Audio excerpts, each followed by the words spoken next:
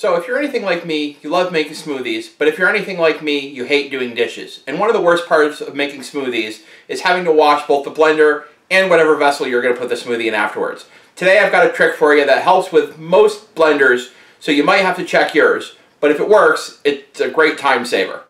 I'm a big fan of mason jars. You can use them for pretty much anything. Storage, transportation of foods, drinks, and mason jars are what we're going to use for today's recipe. The first thing we need to do is take the screw-on ring off the bottom of your blender and take a look at it. This is the screw-on ring for my blender. What you need to do is find a mason jar that fits this size. Mine is a quart, regular mouth mason jar. You can see that it goes on tight and locks well. That's the perfect size you're looking for.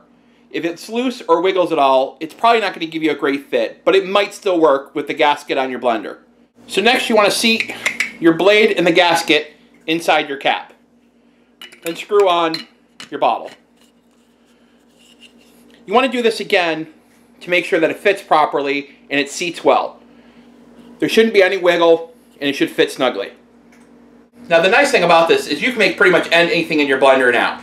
Mixed drinks, smoothies, mayo, salad dressings, whatever you want. If it'll work in a regular blender, it'll work in the mason jar.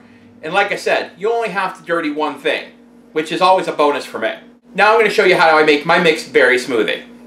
Now the first thing I do for my smoothies is I add a couple spoonfuls of Greek yogurt. Greek yogurt's nice, it's got a lot of protein, and there's not hardly any fat to it.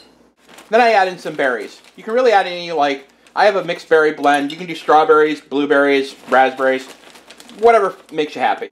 The next thing I add is about 10 to 12 almonds.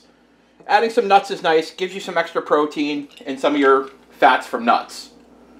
I also like to add some steel oats or some rolled oats. Gives a good little bit of fiber and then mixes right in. And then lastly, I add some liquid. I usually like to use apple juice, but you really can use anything you want. Water, milk. I like the juice because it gives you a nice flavor to it. I like to fill it up to the level of the fruit. It gives it a nice consistency, I find, but you can add more or less to your liking.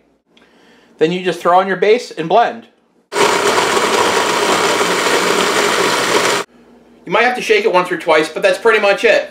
When you're done, you'll have a nice blended smoothie that you can just drink right out of the mason jar, or keep it for later if you want to transport it, bring it to work, sporting event, whatever. And all you got to wash is the cap and the blade. It's cooking with the duck.